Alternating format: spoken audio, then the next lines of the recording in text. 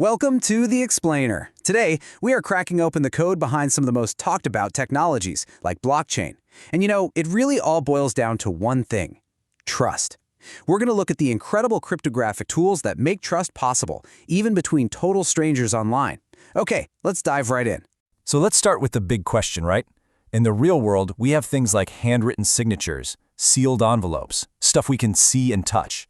But online, how do you get that same gut feeling of confidence? How can you be sure a message is private, that it hasn't been messed with, and that it's really from the person who says they sent it? Well, to build this digital trust from the ground up, we have to solve four key problems. First, confidentiality. Is the message secret? Second, integrity. Has anyone changed it? Third, authentication. Do we know who the sender actually is? And finally, non-repudiation, which is just a fancy way of saying the sender can't later claim they never sent it. Let's build the solution, piece by piece. All right, first up is confidentiality.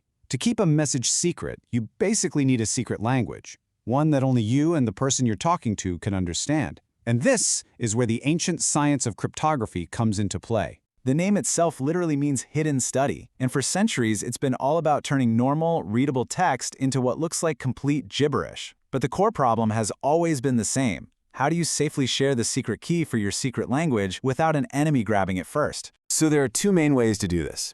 The old school way is symmetric, where you use one single shared key. It's fast, but you've got that huge problem of getting the key to the other person without it being intercepted. But then, there's asymmetric cryptography, which is just brilliant. It uses two connected keys, a public key that you can give to anyone, and a private key that you guard with your life.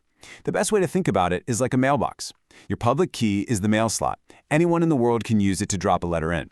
But only you, with your private key, can actually open the box and read what's inside. And the magic that makes this all possible is something called a trapdoor function, which uses some really advanced math. The whole idea is that it's super easy to calculate your public key if you have your private key. But it's basically impossible to do the reverse, to figure out the private key just by looking at the public one. It's a mathematical one-way street, and it's the foundation for keeping secrets safe online. Okay, so our message is secret. That's a huge step. But how do we know for sure that it hasn't been tampered with? Maybe someone changed a single word or even just a comma along the way. For that, we need a totally unique digital fingerprint. This is where we get into something called cryptographic hashing, and a famous one is SHA-256. You can feed this thing literally any digital file, a sentence, an entire movie, your computer's operating system, and it will spit out a one-of-a-kind 256-bit fingerprint. It's always the same length, and it's totally unique to that specific piece of data. So, for example, let's take this sentence, "The explainer is the best show." We run it through SHA-256, and we get this specific hash right here. Simple enough, right?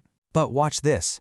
All we did was add a single period to the end of the sentence. Just one tiny character, and what we get is called the avalanche effect.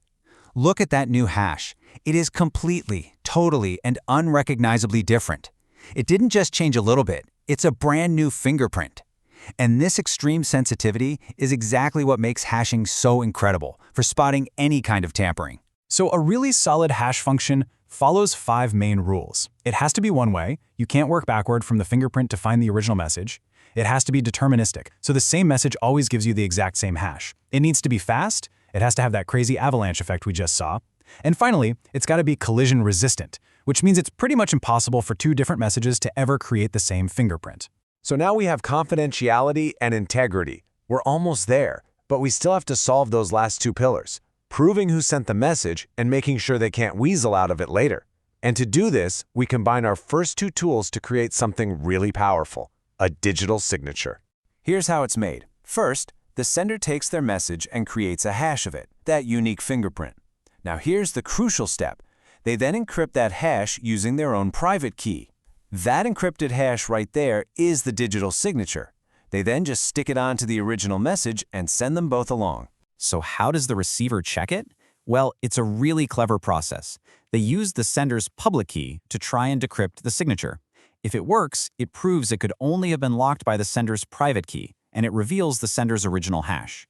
At the very same time, the receiver makes a fresh hash of the message they just got. And then, the moment of truth, they compare the two. If they match, it's perfect proof. And that's the whole point. Because only the sender's public key could unlock the signature, we have authentication, We know who it's from. And because the hash is matched, we have integrity. We know the message is exactly as it was sent. This combo also gives us non-refutation. The sender can't ever deny sending it because they are the only person on Earth with the private key that could have created that specific signature. Okay, so these tools are amazing for a one-on-one conversation. But what about something like a blockchain, which needs to track and verify thousands or even millions of transactions all at once? How do you do that without everything grinding to a halt? Yeah, this is a real problem of scale. I mean, can you imagine having to check thousands of individual digital signatures one by one? It would be incredibly slow. We need a way to bundle up the integrity of a whole group of transactions into just one single fingerprint. So how do we do that? It's done with a clever data structure called a Merkel tree. Let's say we have 4 transactions. The first step is simple. You create a unique hash for each one. Think of these as the leaves at the very bottom of our tree. Next, you start pairing them up. You take hash 1 and hash 2, stick them together, and then hash that combination to create a new hash above them. You do the same thing for hash 3 and hash 4. See? We're building our way up, layer by layer. And finally, you just repeat the process. You take those 2 new hashes from the middle layer, combine them, and hash them together one last time to get a single hash at the very top of the tree. And this final hash at the peak is called the Merkel root. You can think of it as a master fingerprint that represents the integrity of every single transaction in the entire group. Because of that avalanche effect, if even one tiny part of one transaction at the bottom changes, the Merkel root at the top will change completely. It's an unbelievably efficient way to check a huge amount of data all at once. And there you have it. You've got asymmetric cryptography for secrecy, cryptographic hashing for integrity, and digital signatures to prove who did what. When you combine those and make them efficient with structures like Merkel trees, you have the absolute fundamental building blocks of digital trust.